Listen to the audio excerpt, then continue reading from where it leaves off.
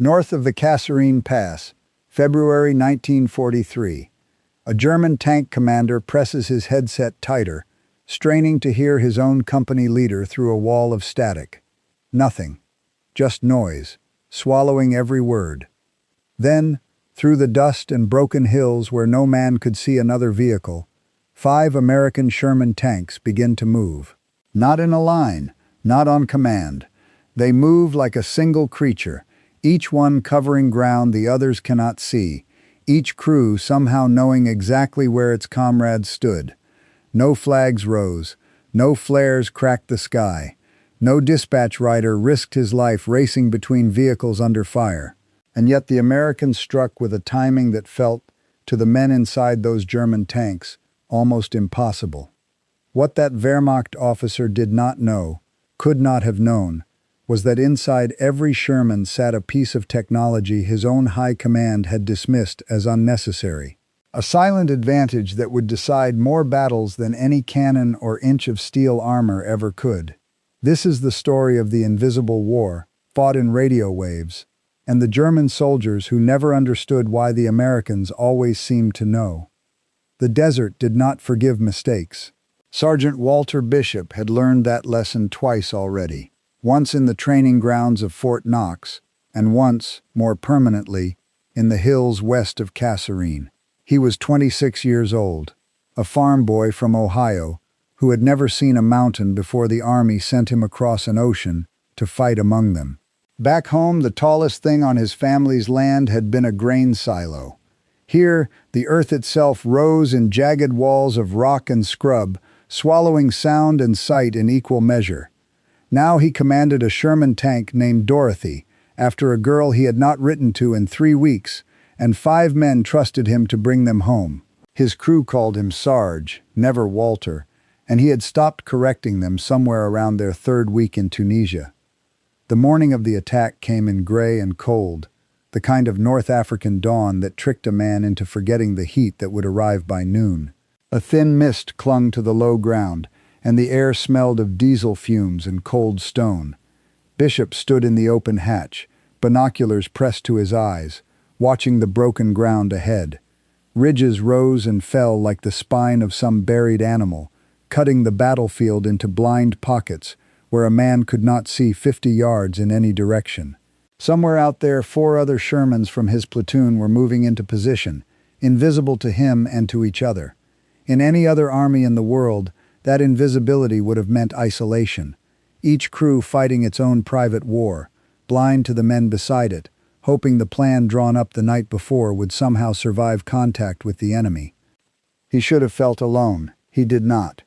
A voice crackled through his headset, clear and close, as though the man speaking sat beside him, rather than 800 yards to the north. It was Corporal Danny Reyes, commanding the tank called Lucky 7, warning of movement along a ridge Bishop could not see from his position. The clarity of it still surprised him some mornings, the way Reyes's voice cut through the rumble of the engine and the wind whistling past the open hatch as cleanly as if they stood shoulder to shoulder.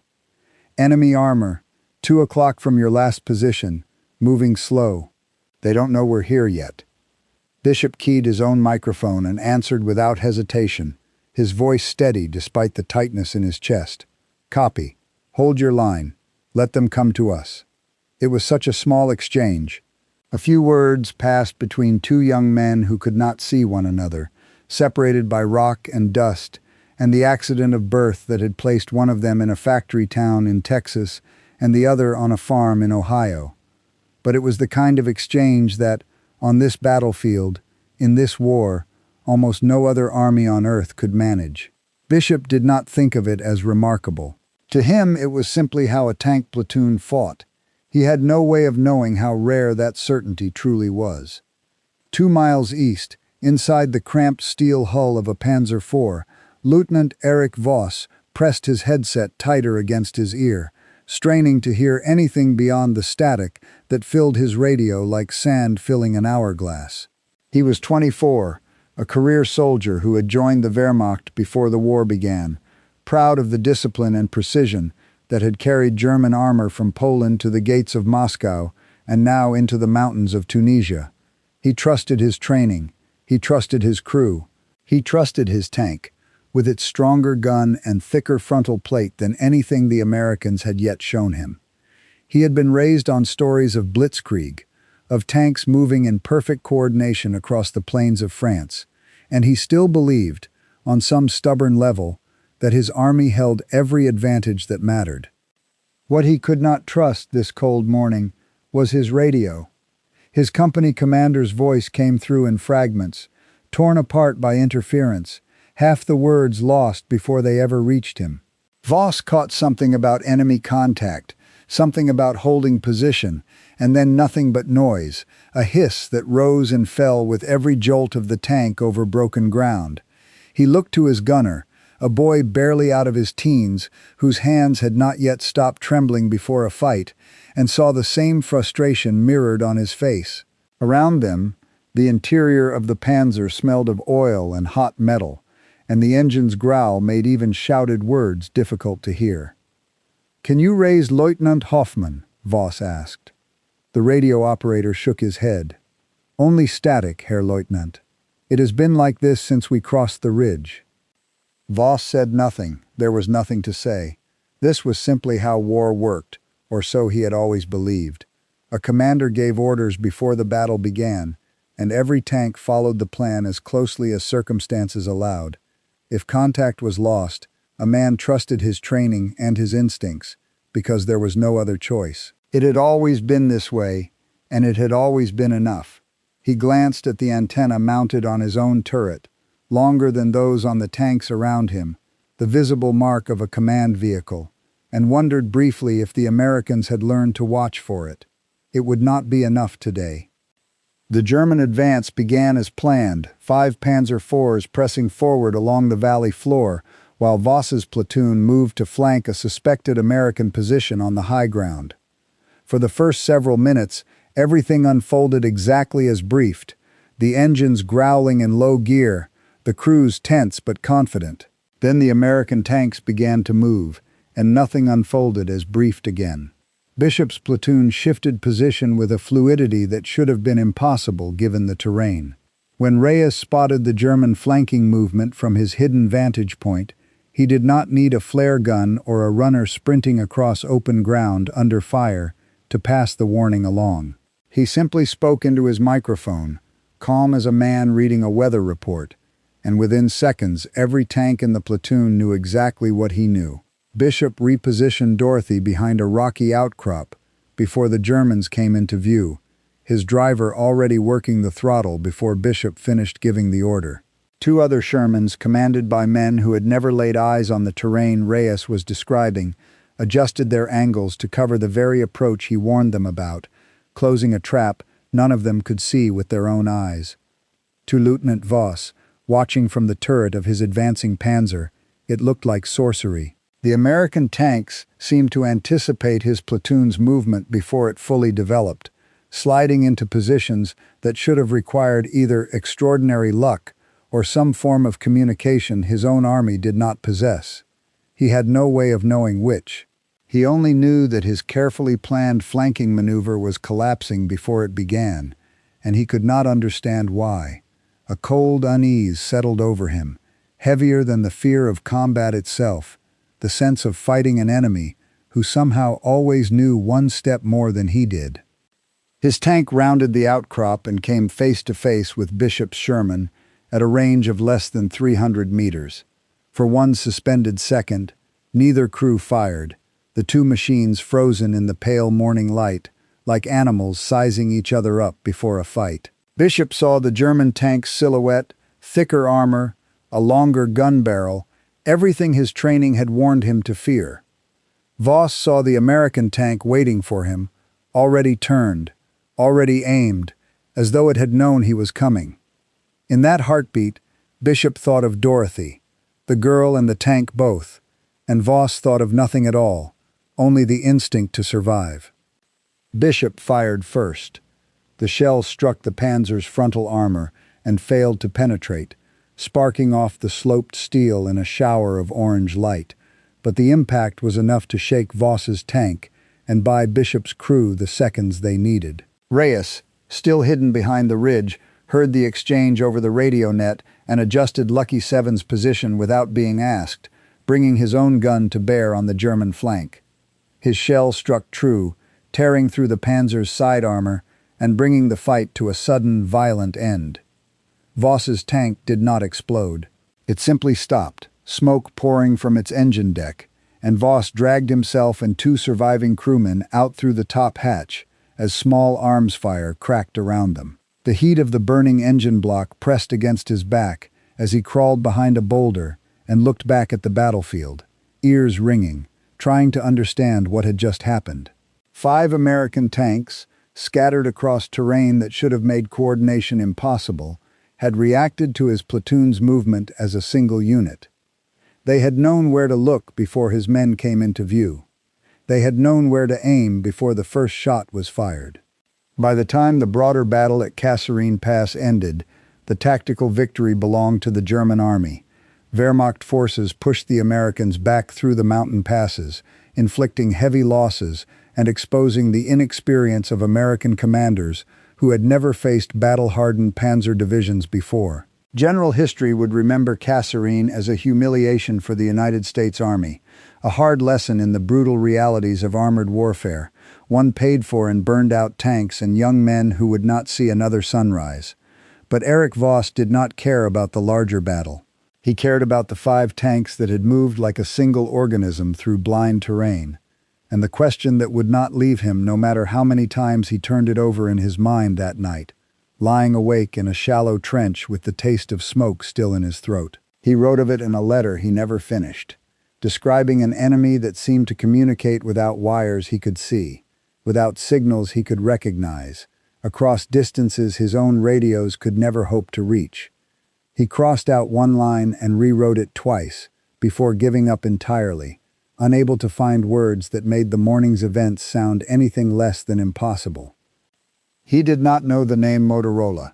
He did not know the words frequency modulation.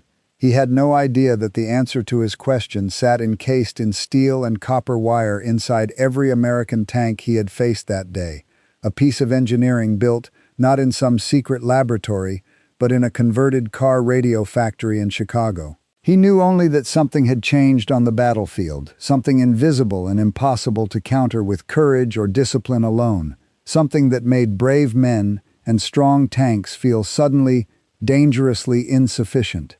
Somewhere behind German lines, intelligence officers were beginning to ask the same questions Voss carried with him from that battlefield. They would spend the rest of the war searching for an answer, and by the time they found it, it would already be too late to matter. The story of what happened on that ridge outside Kasserine did not begin in Tunisia. It began years earlier, in a converted car radio factory on the outskirts of Chicago, where a handful of engineers were about to change the shape of modern warfare without ever firing a shot. Before the war, the Galvin Manufacturing Company built radios for automobiles, a modest business selling entertainment to American drivers who wanted music on their long drives home. Among the engineers on staff was a man named Daniel Noble, a quiet, methodical thinker who had spent years studying a relatively new and largely unproven technology called frequency modulation. Working alongside him was Henryk Magniewski, a Polish immigrant and gifted radio frequency engineer, who understood, perhaps better than anyone else in the country, how to make delicate electronics survive punishing conditions. Together, they saw something the United States Army had not yet fully grasped, that the crackling, unreliable amplitude modulation radios used in most vehicles could be replaced by something far more resilient. Frequency modulation itself was not new.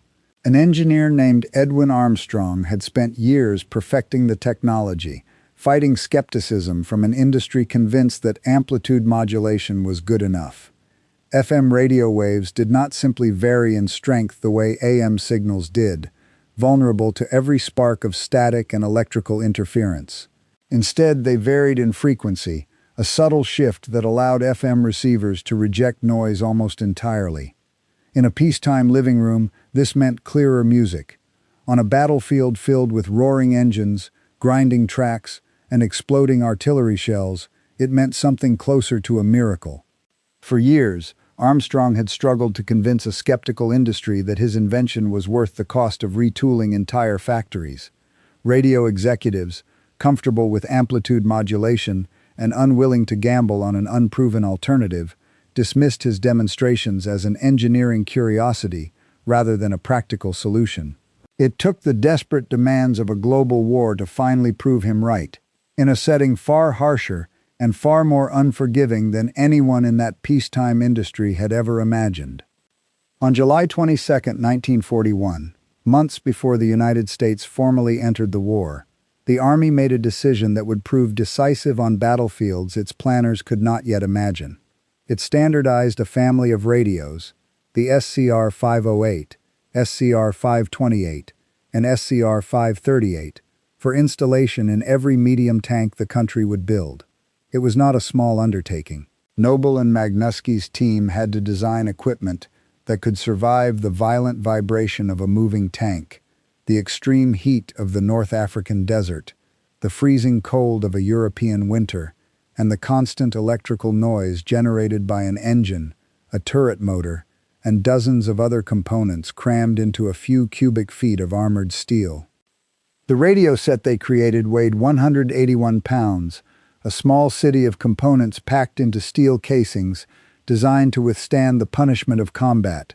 At its heart sat the BC-604 transmitter, capable of pushing out 25 watts of power, more than twice what German tank radios could manage. It operated across a range of frequencies between 20.0 and 27.9 MHz, with 10 preset channels controlled by precision crystal oscillators, allowing a crew to switch instantly between company and platoon communication nets without fumbling for a dial in the middle of a firefight. A tank equipped with the SCR-508 carried two BC-603 receivers, letting a commander listen to two separate radio nets simultaneously, tracking his own platoon's chatter while remaining aware of orders coming down from company command. Every SCR-508 contained 2,748 individual components, hand-assembled and tested to standards that would have seemed impossible for a consumer radio just a few years earlier. The transmitter alone held 474 capacitors and 385 resistors, each one contributing to a signal precise enough to hold its frequency despite the shuddering impact of tank treads crossing broken ground.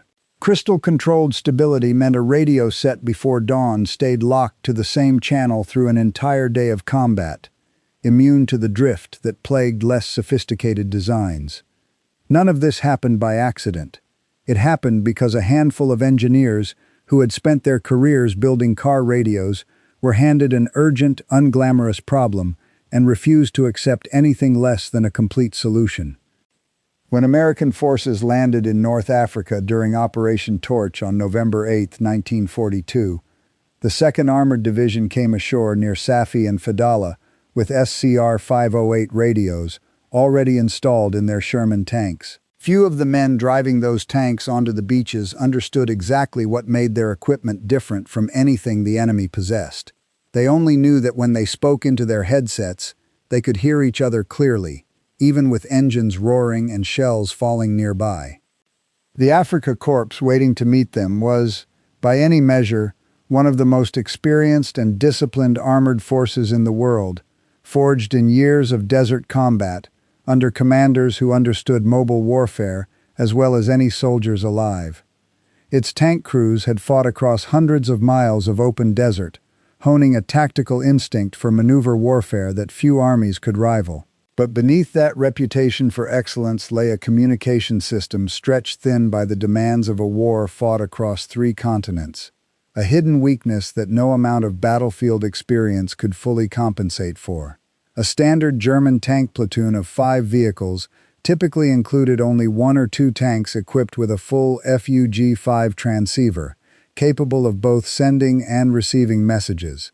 The remaining tanks in that same platoon carried only FUG-2 receivers, allowing their crews to hear orders but never to answer, never to report what they saw, never to warn a comrade of danger creeping up from an angle no one else could see. This was not simple negligence. It reflected a rigid hierarchy baked into German tank doctrine, one where a platoon leader issued orders and subordinate tanks followed through action rather than conversation. It was an elegant system on paper, built around the assumption that a strong commander with a clear plan needed little more than obedience from the tanks around him. The flaw revealed itself the moment that commander's tank was destroyed. Command vehicles were easy to identify from a distance by their longer, more visible antennas, and when they fell silent, an entire platoon could lose coordination in an instant. 5 tanks reduced to 5 isolated crews, making desperate guesses about what to do next. For men like Lieutenant Erich Voss, this system had never seemed like a weakness. It was simply the water he swam in, the only way tank warfare had ever been taught to him. He had trained for years to read a battlefield with his eyes, to anticipate his commander's intentions from a plan memorized before the fighting began. Nothing in that training had prepared him for an enemy who did not need to anticipate anything, because the enemy simply talked to itself, continuously, throughout the entire fight. The Battle of Kasserine Pass, fought between February 14th and 24th, 1943, offered the first real test of these two systems against one another. Tactically, the battle belonged to Germany. American forces, still inexperienced in large-scale armored combat, suffered painful losses and were driven back through the mountain passes in a retreat that shook the confidence of commanders back in Washington. But buried within that defeat was a detail German officers found difficult to explain. Scattered elements of the 1st Armored Division, spread across nearly 50 miles of broken, hostile terrain, somehow maintained coordination throughout the fighting. Tank crews who had never trained together, who in some cases had never even met, warned each other of German movements, called in artillery support, and adjusted their positions in ways that should have required either extraordinary telepathy or some hidden advantage German intelligence had not yet identified. German signals intelligence units, listening in on American radio traffic during and after the battle, filed reports noting an unsettling clarity in the enemy's transmissions. Officers with the 10th Panzer Division observed that American units maintained functional communication at ranges where German equipment produced nothing but static. More troubling still was a detail that seemed to defy every assumption German doctrine rested upon: that every single American tank appeared capable of both transmitting and receiving, not merely the handful of command vehicles that German platoons relied upon. It was as though every American tank had quietly been promoted to command status, without any of the vulnerability that came with a longer antenna. The technical reasons behind this gap were not mysterious, only unknown to the men fighting and dying because of them. German Fuji 5 radios operated on amplitude modulation within a frequency range of 27.0 to 33.3 MHz, pushing out only 10 watts of power. In ideal stationary conditions, that transmitter might reach 2 to 3 kilometers. The moment a tank began moving, that range collapsed to a few hundred meters at best, swallowed by the same static that had frustrated Erich Voss on the morning he lost contact with his company commander. Every spark from an ignition system, every electrical motor turning a turret, every clattering track link contributed to a wash of interference that amplitude modulation simply could not filter out. It was not a flaw in German engineering so much as a fundamental limitation of the technology itself, one that frequency modulation had already solved an ocean away in a Chicago factory most German officers had never heard of. By September 1943, American forces had carried the fight to Italy, where the mountainous terrain seemed, at first glance, like it should erase any advantage a radio system might offer. Steep valleys and jagged ridgelines blocked line-of-sight communication just as thoroughly as the broken ground at Kasserine had. Instead, the opposite happened. Frequency modulation, it turned out, handled the multipath interference created by signals bouncing off mountain walls far better than amplitude modulation ever could. American tank platoons separated by entire ridgelines coordinated attacks with a precision that German doctrine insisted required direct visual contact between vehicles. During the grinding advance toward Monte Cassino, after action reports from the 1st Armored Division described routine coordination across distances where German radios produced nothing but useless noise, a pattern that was becoming impossible for German commanders to ignore, even if they could not yet explain it. The most bitter irony of the entire story belonged not to some anonymous German general, but to the very architect of the doctrine that had built the Wehrmacht's armored forces in the first place. Heinz Guderian, the man credited with pioneering the tactics of blitzkrieg, had insisted on radio equipment in German tanks since the 1920s, long before most military planners anywhere in the world took the idea seriously. His 1937 book, Achtung Panzer, emphasized reliable communication as an essential foundation of armored warfare, not a luxury to be added later.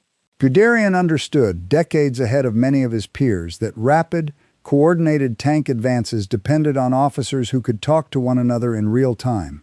He had built an entire military philosophy around that principle. Yet by 1943, German industry could not produce enough radios to fulfill the very doctrine Guderian himself had written. German factories that year manufactured approximately 5,700 medium tanks, but produced only an estimated 2,000 or so Fuji transceivers, capable of both sending and receiving. Many of those radios were reserved for command vehicles and assault guns, leaving ordinary tank crews chronically short of the equipment their own doctrine insisted they needed. The problem was not a failure of vision. It was a failure of production. A war economy stretched across too many fronts, forced to choose between armor plating and radio components when it could not always afford both. If German tank crews suffered from a shortage of radios, Soviet tank crews suffered something closer to communication poverty. The T-34, despite being the most heavily produced Allied tank of the entire war, typically rolled into battle without any radio equipment whatsoever. Soviet doctrine in the early years of the war relied on flag signals and rigid pre-battle planning, an approach that proved catastrophic against the coordinated German assaults of 1941. By 1943, American Lend-Lease shipments began to ease this shortage, equipping Soviet command tanks with SCR-508 sets among other supplies. Even so, by the war's end, only about a quarter of Soviet tanks carried any radio at all. Set against that backdrop, the American achievement became even more striking. While the Soviet Union struggled to equip a mere quarter of its tank force with any radio, the United States achieved complete deployment of sophisticated frequency modulation systems across its entire armored fleet. Back in Chicago, the company that would later become known as Motorola had transformed itself almost entirely for the war effort. Where its factory floor had once produced radios for family sedans, it now turned out tens of thousands of military sets a year. Production climbed steadily as the war progressed, from roughly 3,800 SCR-508 family radios in 1942 to 11,400 in 1943 and 24,000 by 1944, a wartime total exceeding 50,000 tank radio sets. That production effort ensured that nearly all of the 49,324 Sherman tanks built during the war rolled off the assembly line with sophisticated radio equipment already installed, an industrial achievement no other nation involved in the war came close to matching. The advantages built into the SCR-508 extended well beyond raw transmission power. Crystal-controlled frequency stability meant a crew could preset their channels before a battle began and trust that those channels would hold steady through hours of combat, unlike the German Fuji 5, which relied on variable capacitor tuning that tended to drift out of alignment as the day wore on. The dual receiver setup allowed a tank commander to monitor his own platoon's radio net and his company's command net at the same time, so that orders flowing down the chain of command reached him instantly, even as he stayed aware of what his subordinates were reporting. An intercom system built directly into the radio let every crew member inside the tank alert the commander to a threat immediately, using throat microphones and noise-canceling headphones that cut through the deafening roar of the engine. Many German tanks, by contrast, lacked any intercom system at all, leaving crews to communicate through touch, hand signals, or simply shouting over the noise.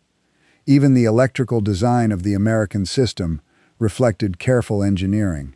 The SCR-508 could run on either 12 or 24 volts, automatically adjusting itself to whatever power was available in a given vehicle, and its dynamotor power supply delivered clean, filtered electricity that eliminated much of the interference plaguing simpler designs. German radios, powered directly from the vehicle's own electrical system, picked up every spark and electrical pulse as noise bleeding into the signal, the same static that had haunted Eric Voss on the morning his company commander's voice dissolved into nothing. This technological gap reshaped American tactics in ways that went far beyond individual battles. Reliable, universal communication made possible something called the combat command structure, flexible task forces built and reorganized on the fly for specific missions, blending tanks, infantry, and artillery into whatever configuration a battlefield situation demanded. American commanders could form ad hoc battle groups from entirely different units and trust that every vehicle in that new formation could still coordinate through a shared, compatible radio system. To German commanders raised on rigid organizational structures, forced into that rigidity partly by their own communication limitations, this flexibility looked less like tactical brilliance and more like an unfair advantage they could not quite name. The gap was not without its own weaknesses, at least at first. When Sherman tanks rolled off landing craft onto the beaches of Normandy on June 6, 1944, their SCR-508 radios kept them in constant contact with naval gunfire support offshore, a level of coordination the German army had no way to match. But the brutal hedgerow fighting that followed exposed a real vulnerability in the American system. Tank radios, operating between 20.0 and 27.9 MHz, could not communicate directly with the infantry radios accompanying them, which used the SCR-300 operating on a different band between 40.0 and 48.0 MHz. In the tangled, close-quarter fighting of the Bocage, where hedgerows created a maze of blind corners and ambush points, this gap proved deadly. German infantry armed with Panzerfaust rocket launchers could creep dangerously close to an American tank, while the infantry walking nearby, who might have spotted the threat, had no direct way to warn the tank crew inside. American ingenuity closed that gap within weeks rather than months. Tank crews began mounting ordinary EE-8 field telephones inside ammunition boxes welded to the exterior of their tanks, wired directly into the vehicle's internal intercom system. An infantryman running alongside the tank could simply pick up the receiver and speak directly to the crew inside. No shared radio frequency required. By the time Operation Cobra launched in late July 1944, this simple, field-expedient modification had already transformed the relationship between American tanks and the infantry fighting beside them, turning a dangerous blind spot into one more channel of coordination. Operation Cobra, fought from July 25th through 30th, 1944, demonstrated just how far that coordination had come. Major General Edward H. Brooks, commanding the 2nd Armored Division, directed over 200 Sherman tanks through radio networks that gave him a level of battlefield control few commanders in history had ever possessed. On the other side of the line, the battle-hardened Panzer Lehr Division, once among the most capable armored formations in the German army, found itself facing an enemy that seemed to know things it had no business knowing. American tanks responded to threats reported by units miles away almost as soon as those threats were spotted.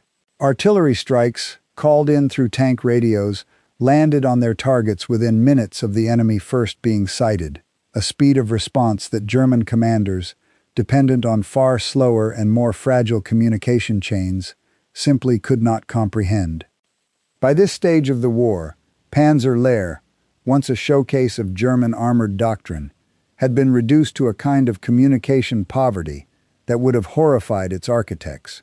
Most of its remaining tanks operated without functioning radios at all, forced back onto visual signals in terrain where visibility often did not exceed 100 meters. The handful of radios still working suffered constant interference and limited range, making any real coordination between units almost impossible. It was a stunning reversal for a division built around the very principles of mobile, coordinated warfare that Guderian had championed a decade earlier. Nowhere was the consequence of this gap more dramatically illustrated than at the Battle of Aracourt in September 1944. There, the 4th Armored Division faced multiple German panzer brigades equipped with Panther tanks, machines with thicker armor and more powerful guns than anything the Sherman could match in a direct one-on-one duel.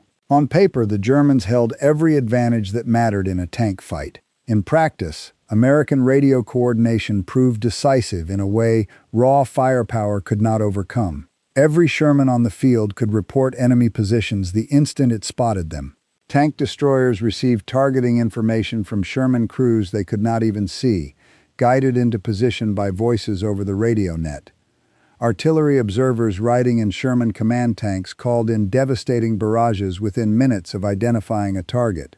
Over 3 weeks of fighting, the 4th Armored Division destroyed 281 German armored vehicles, while losing only 41 of its own Shermans, a kill ratio of roughly 7-1 that no comparison of armor thickness or gun caliber could ever explain. Throughout the war, German intelligence consistently failed to grasp the true source of this American advantage. Combat reports acknowledged American coordination, but attributed it to superior training and rigid discipline rather than superior technology. One German intelligence assessment from September 1944 concluded that American tank units demonstrated good radio discipline and coordination, appearing to result from extensive training and strict communication procedures, a conclusion that entirely missed the deeper truth sitting inside every Sherman's hull. German tactics never adapted to close this gap, in part because German officers never fully understood it existed.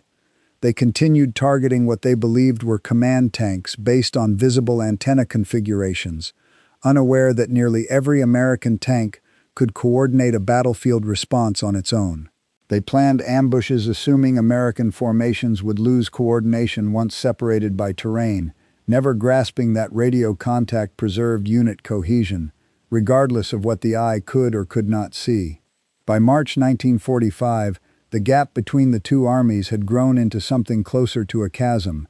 When soldiers of the 9th Armored Division discovered the Ludendorff Railway Bridge at Remagen still standing, intact and undestroyed, word of the discovery raced back to 1st Army headquarters within minutes over the radio net.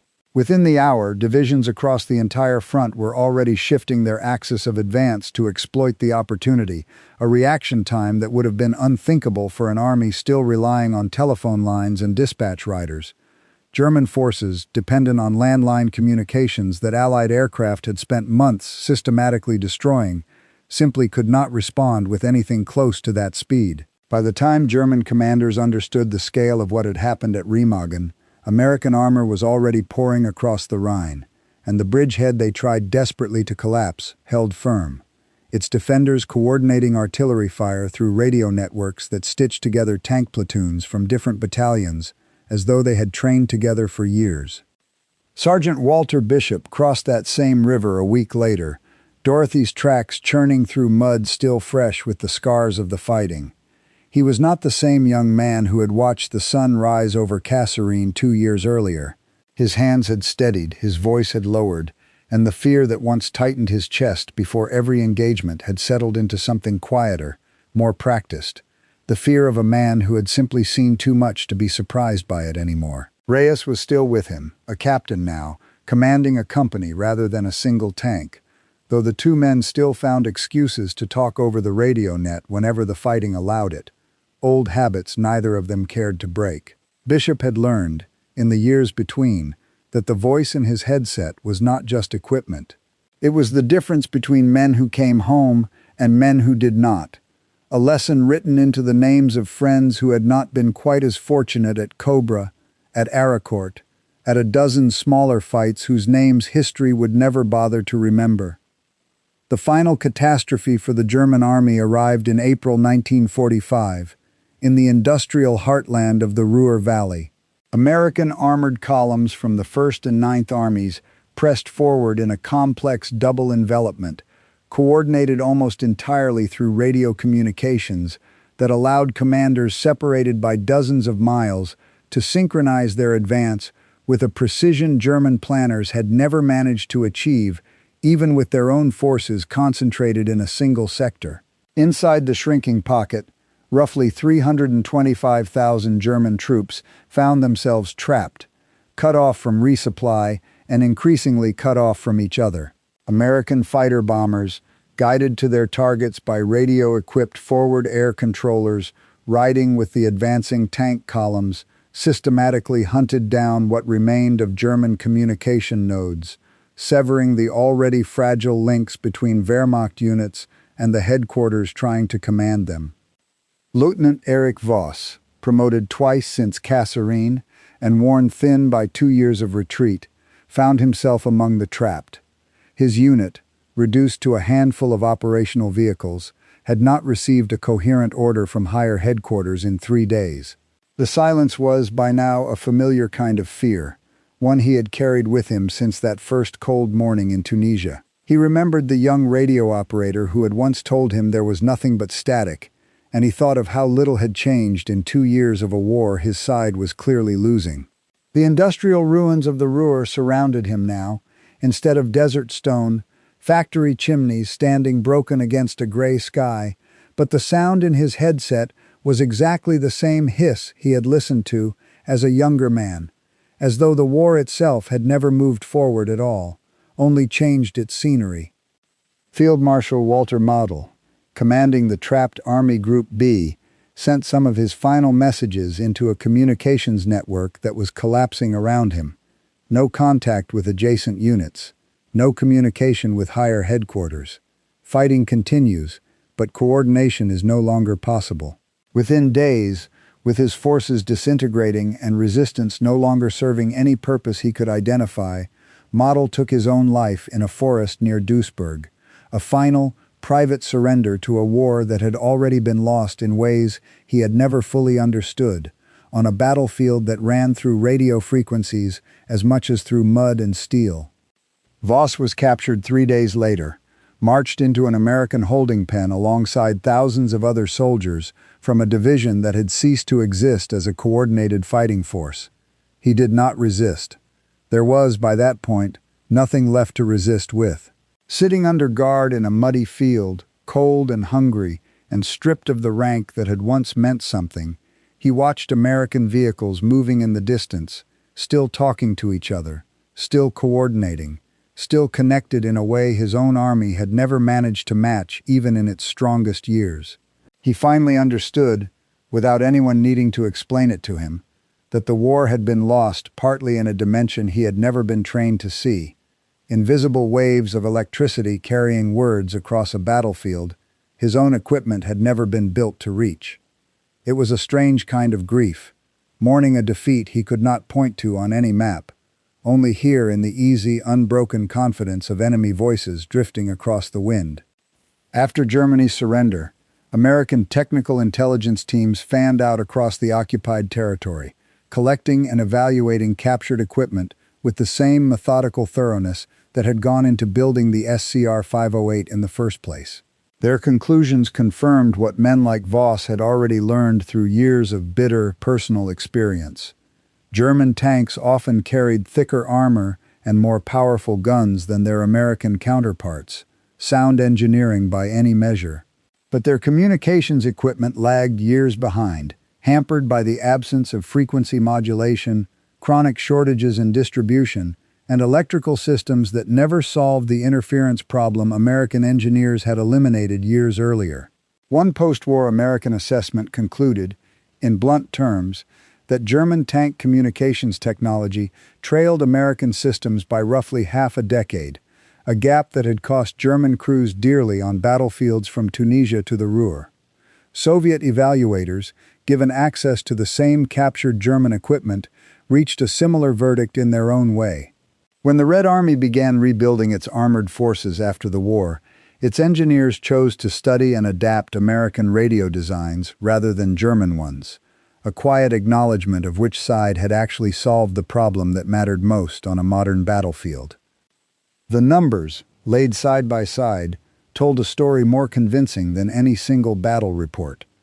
American factories produced over 50,000 SCR-508 family radios during the war, achieving 100% deployment across a fleet of 49,324 Sherman tanks, each transmitter pushing 25 watts of crystal-controlled signal across a battlefield. German factories, by contrast, produced roughly 6,000 WWII transceivers against a production run of some 12,000 medium and heavy tanks, achieving perhaps 20% full deployment, with each transmitter limited to 10 watts of drifting, static-prone amplitude modulation. An American fire mission, called in through a clear FM channel, typically arrived within 3 to 5 minutes of a target being spotted. A comparable German fire mission, passed through fragile, overloaded lines of communication, often took 15 to 30 minutes to arrive, if it arrived at all. The lesson embedded in those numbers did not end with Germany's surrender. It became a founding principle of armored warfare for the decades that followed. When the West German Bundeswehr rebuilt its own tank forces in the 1950s, it did so having studied precisely the failure that had doomed the Wehrmacht's finest divisions, prioritizing communications equipment on every new Leopard tank that rolled off the assembly line, an unmistakable inheritance from the war's hardest lesson. Modern military doctrine still carries the same conclusion. During the Gulf War of 1991, coalition forces with networked, reliable communications dismantled Iraqi armored units equipped with individually capable Soviet-designed tanks that had never solved their own communication weaknesses. In 2003, American forces demonstrated the same principle once again, proving that a network of connected, coordinated vehicles will consistently defeat a collection of isolated, however well-armored, individual machines. Walter Bishop came home to Ohio in the autumn of 1945, Dorothy left behind on a depot lot in Germany, along with thousands of other tanks whose crews had finally, quietly, gone silent. He did not think of himself as part of any revolution in military history. He thought of Reyes's voice coming through his headset on a cold morning in Tunisia, warning him of danger he could not see, and he thought of the men who had come home because of it, and the men who had not. Eric Voss spent 2 years in an American prisoner of war camp before returning to a Germany he barely recognized. He never finished the letter he had started writing after Kasserine, the one describing an enemy that seemed to speak without wires he could see. He did not need to finish it. By the time he was released, the whole world had learned the answer to the question that had haunted him since that first impossible morning, the question of how 5 tanks, scattered across blind terrain, had moved as though they shared a single mind. They had. It simply was not magic. It was 25 watts of frequency-modulated current, carried on radio waves, that no German soldier had ever been equipped to hear, connecting American crews across a battlefield in ways their enemy never fully understood until the war was already lost. The Sherman tank had never needed to be the best armored vehicle on the field. It had only needed to never fight alone.